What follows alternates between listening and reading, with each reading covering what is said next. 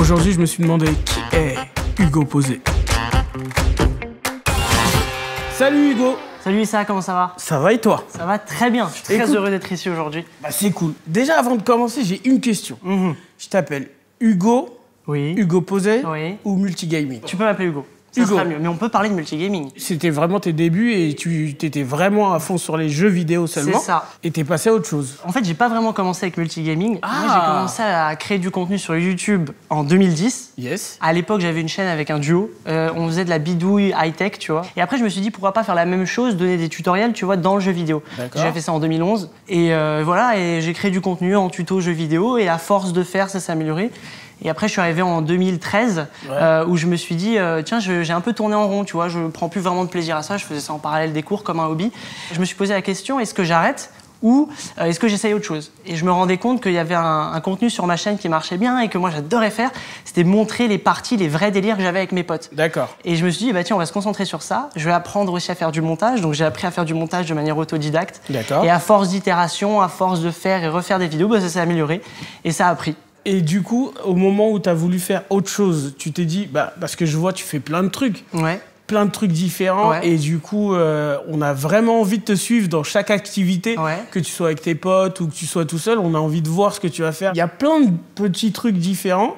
Et je me dis, mais où est-ce que tu vas t'arrêter? Qu'est-ce que tu n'as pas encore fait sur ta chaîne que tu voudrais faire? Il y a tellement de choses qui s'offrent à nous aujourd'hui. Et puis moi, je suis très chanceux aujourd'hui de pouvoir, à mon âge, voyager, de faire des nouvelles expériences, rencontrer des gens intéressants avec lesquels je vais avoir des idées, tu vois, créer des concepts. Et ça, c'est ce que j'adore. Et je dirais, ça, c'est ma source d'inspiration, tu vois, c'est ce que je vis. Et aussi ce que je découvre parce que j'aime beaucoup rechercher, réfléchir à des idées, voir ce qui est fait ailleurs, m'inspirer, retravailler, le faire à ma sauce. En fait, je ne sais pas ce que je vais faire par la suite. Je me dis, qu'est-ce qui t'a attiré pour faire des vidéos et te dire que, genre, les gens allaient te suivre? Bah écoute, si tu veux, moi j'étais moi-même viewer de YouTube dès 2007, 2006, 2008. J'étais très jeune à l'époque. J'adorais cette interaction que tu pouvais avoir avec des gens en fait. Et c'était la première chose. La deuxième, c'était de créer du contenu. Tu vois, moi quand j'étais petit, j'adorais prendre la caméra de papa-maman et filmer des vidéos de mon chien, de moi qui joue, des trucs comme ça. J'aimais beaucoup faire ça. D'accord. Donc je dirais que c'est en même temps la création de contenu et le partage de ce contenu. Et donc, tu as commencé avec un pote. C'est ça. Comment il s'appelle? Alors c'était mon cousin à l'époque. Ah, d'accord. C'est plus son cousin aujourd'hui. Non, aujourd'hui, non, en fait. À l'époque, c'était son cousin. C'est ça, je l'ai licencié, c'est plus mon cousin. Et en fait, non, on a commencé ensemble et on faisait ce qui était. Là où j'étais à l'aise, c'est que j'étais pas seul, tu vois, derrière la caméra, à faire la chaîne YouTube. Donc c'était cool de faire ça à deux, quoi. Tu vis une aventure, c'était trop bien. J'ai vu que tu faisais plein de trucs avec Mister Fast Good Cuisine. C'est ça. Qu'est-ce qui vous a unis, en fait? À quel moment vous vous êtes rencontrés pour vous dire « Ah, purée ». En fait, si tu veux, nous, on s'est rencontrés en 2015 dans un cadre très sympa, très sympa, à Los Angeles. Il y a un salon du jeu vidéo qui se passe tous les ans à Los Angeles. On s'est fait inviter là-bas et on se retrouvait entre Français, tu vois. Moi, j'étais jamais allé aux États-Unis à l'époque, c'était trop bien, j'avais les étoiles dans les yeux. Et j'ai rencontré Charles, on a bien déliré ensemble et aussi on s'est rendu compte que, tu vois, on avait les mêmes problématiques de youtubeurs, on avait des idées qui coïncidaient et on s'est dit, bah tiens, pourquoi pas faire des vidéos ensemble. Mais ça, c'était pas dès le début, parce que moi, j'étais en cours.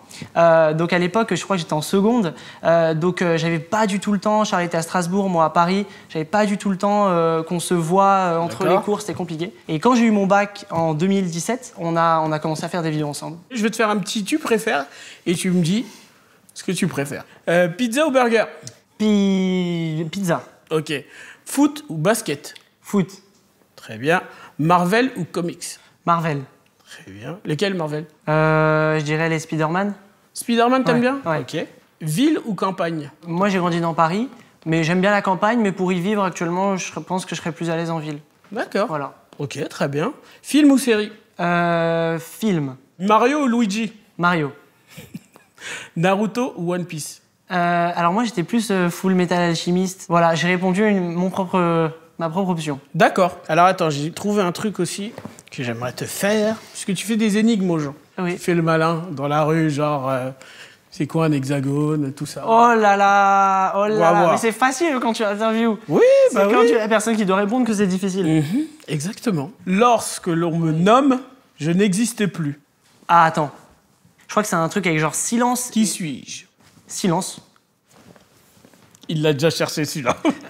Tu l'as déjà cherché.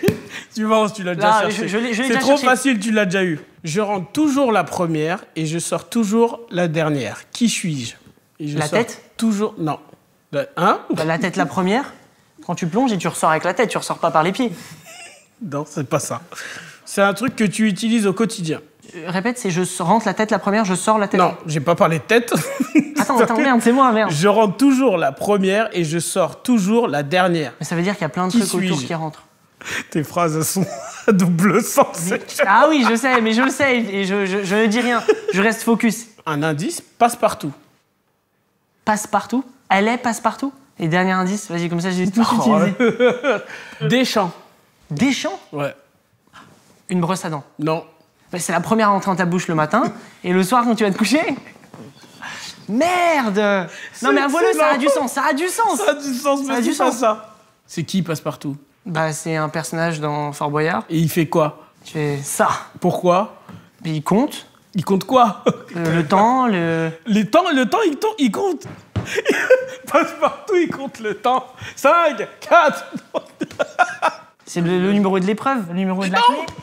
Voilà. Le numéro 2? La porte? Non, tu viens de le dire. La clé? Oui. Et donc la réponse c'est... Une clé.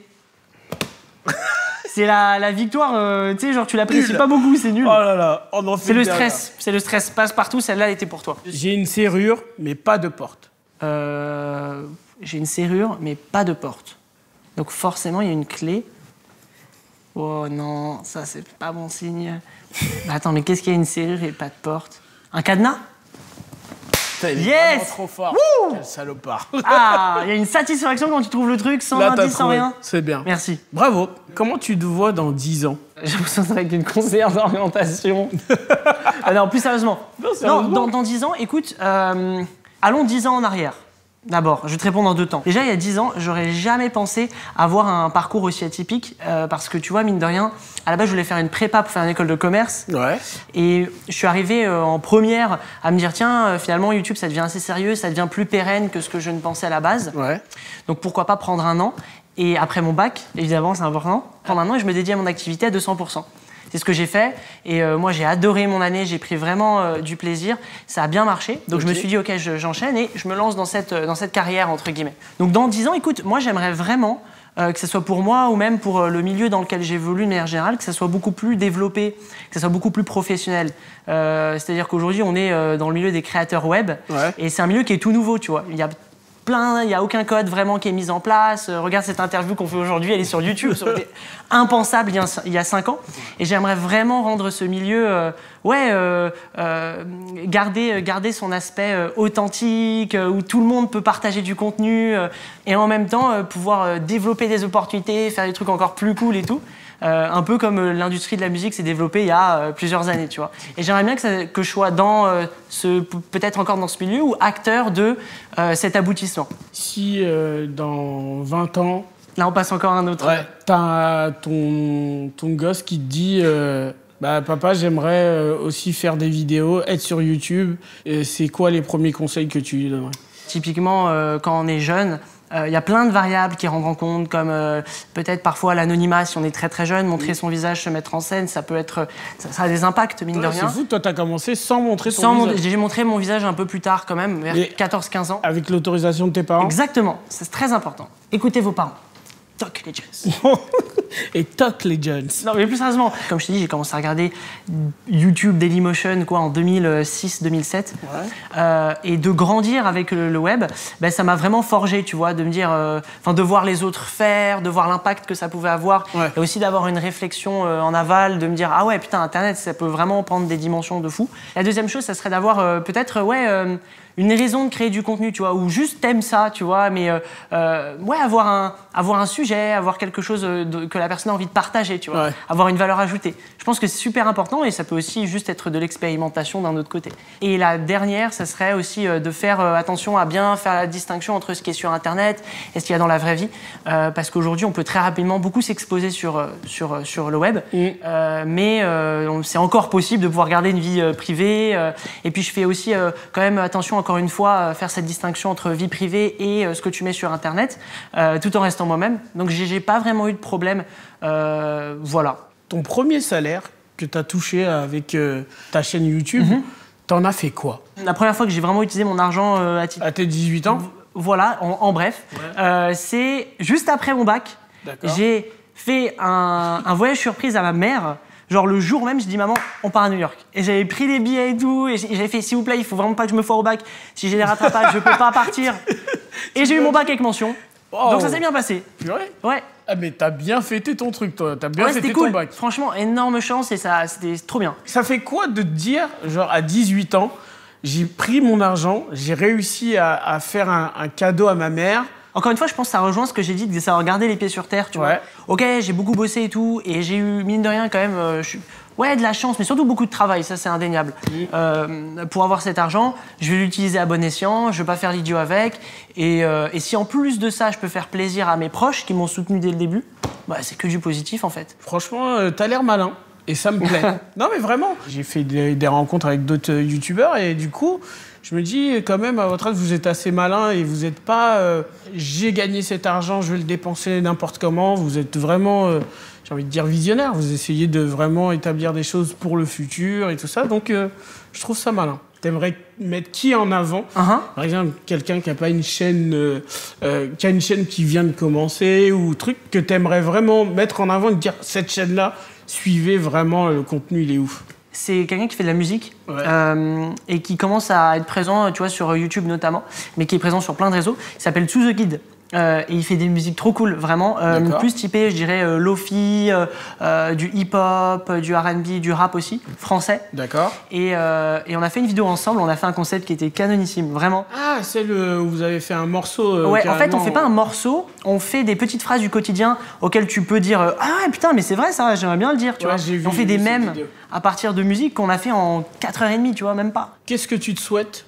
Je me souhaite d'être heureux. C'est simple, hein, mais pour moi, le meilleur truc que tu peux voir, c'est d'être heureux. Si tu rejoins tout ce qu'on fait, toutes les décisions qu'on fait dans la vie, ça rejoint le fait d'être heureux. Le gars est positif. Tout va bien. Soyez heureux, les enfants. Les jeunes. Tu as des questions?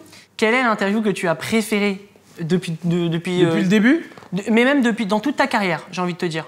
Je dirais John Rachid. Pourquoi? Parce qu'il a vraiment un parcours de ouf. Il a été séparé de sa famille pendant un certain temps et en fait, il n'a pas lâché le truc et aujourd'hui, il fait ce qu'il aime et il est toujours avec sa famille et en fait, il a un parcours assez fou que j'aime bien. C'était une belle interview, je l'ai vue, allez la voir. Et dernière question. Ah, oui. Enfin, une dernière chose, pardon, avant qu'on se quitte. Un message pour les vrais. Ok, faisons-le ici, avec ce magnifique plan en travelling, regardez ça. Eh bien écoutez, merci beaucoup de regarder mes vidéos, franchement c'est trop cool. Je vis une expérience géniale, surtout aujourd'hui avec Issa. Cool. Merci beaucoup de m'avoir interviewé, merci à vous d'avoir regardé cette vidéo. Et puis, écoute Issa, merci beaucoup, à la prochaine. Au plaisir.